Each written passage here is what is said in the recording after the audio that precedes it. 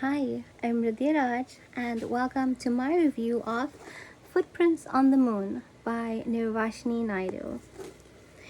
This is a gripping, emotionally charged journey of an indomitable character who must first lose everything in order to find herself again. Emotionally battered, she breaks and finds herself battling depression and the conflicting emotions that she still feels for the man that broke her. We meet her devoted friends and family who must helplessly witness the mutilation of a once strong, dynamic woman at the hands of a sociopath. How far will they go to protect her? Years later, the web of intrigue unfolds as one dirty secret after another is revealed. How many will survive the scandals, and how many will not?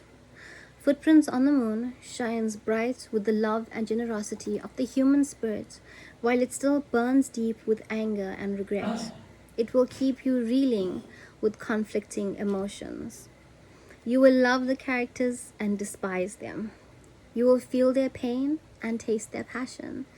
You will bleed for them and break for them. And just when you think all is lost, this novel will gather you in its warm embrace, pull you close, and make you whole again. Wow. Nirvashnee Naidu was born in Shawcross in Durban, South Africa. She currently lives in Ballito on the KZN North Coast. A BCom honors graduate, she confesses to having started this novel when her lifelong burning ambition to be a writer got so unquenchable that it could no longer be denied. Now, Nirvashnee Naidu has previously been known for her poetry. She has 2 poetry books out already, and some of it has actually been added in with the Department of Education for set works, which I think is phenomenal. The book itself, I would say, is heart-wrenching, but at the same time so relatable for so many people. And I think that's part of the allure of the book. Let's have a little extract from it. We went to the movies and it was great. He picked the movie Moonstruck. That's exactly how I felt. Like I had just been struck by the moon. It was a great movie with a great soundtrack. It was funny and romantic. It was also about infidelity. We loved the movie. We laughed at the same things. We shared popcorn and drank out of the same cup. We put chocolates in our slush puppies and scooped them out once they were frozen. We were made for each other. I had never thought anyone would ever make me feel that way. I knew that whatever happened thereafter, I would never forget him. But we could never be friends. That would just be too painful. All too quickly, the movie was over and we got into his car. He was going to drive to a restaurant so that we could talk. I couldn't take it any longer. The fast, the brave face, the feeling of impending doom. I told him that I didn't want lunch. This had gone too far already. He then looked at me, and right there in his car, in the parking lot of the mall, he started to explain. I do have a girlfriend, he said, but I don't love her. I have known her for a few months, and she has become a habit. Okay, so this was the point where he was supposed to tell me that he was going to leave her and declare his undying love for me.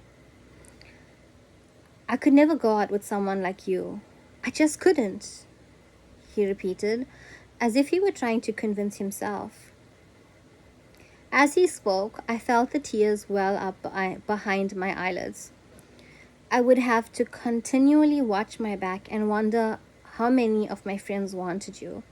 I wouldn't be able to trust you or trust any man around you. Gosh, what planet was this guy from? I know that I can never marry a gorgeous girl. I dated one once, and she left a sour taste in my mouth. Marry? Really? Was this guy for real? Can we at least hold hands before we decide whether we want to get married? He then continued. My wife will be plain so that I will never have to wonder what she's up to. I don't want to have to worry about other guys looking at her and lusting after her. That is why I can't break up with her.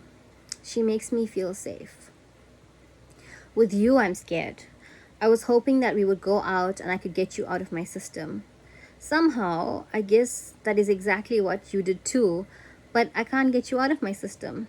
I think about you all the time and want to be with you all the time, but with her, I'm safe.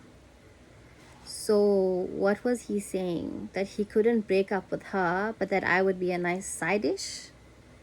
Sorry, lover boy. Entrees or nothing. I mustered as much dignity as I could and told him that I was not in the habit of being the other woman. I know, he said. I would never expect that of you. You deserve better than me. No, Yadav, I don't deserve better than you. I deserve you and you deserve me. I couldn't believe that I was begging now. Believe me, Vajra, he said. Someday you will thank me. I'm not good enough for you. I had humiliated myself enough for one day. I was not going to beg anymore. I told him very calmly that I wished him well. You must go ahead and marry your unattractive girlfriend, I said bitterly. I didn't call her unattractive, he argued. Okay, then your ugly girlfriend, I replied. I never said she was ugly, he replied. I suddenly lost it and I started to scream at him. Well, then why don't you just go ahead and marry your not ugly, not unattractive girlfriend and leave me the hell alone?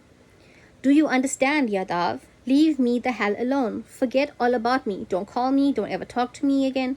Just pretend that I don't exist and I will pretend that you don't exist and we can both pretend that what we just found together doesn't exist.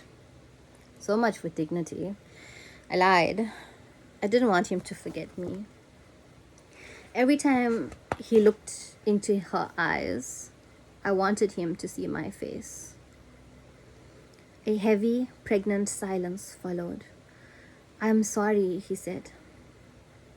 Not as sorry as you're going to be when you watch me walking away, I thought. I got out of the car before he had any chance to stop me. He didn't even try. Good thing too, because I couldn't bear it if he had to see the tears streaming down my cheeks. Wow.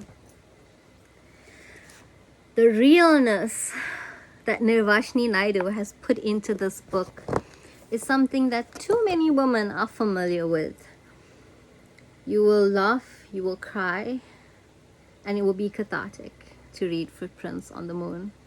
It's available in local bookshops around the country, and you can also get it online on www.willowtradingsa.co.za.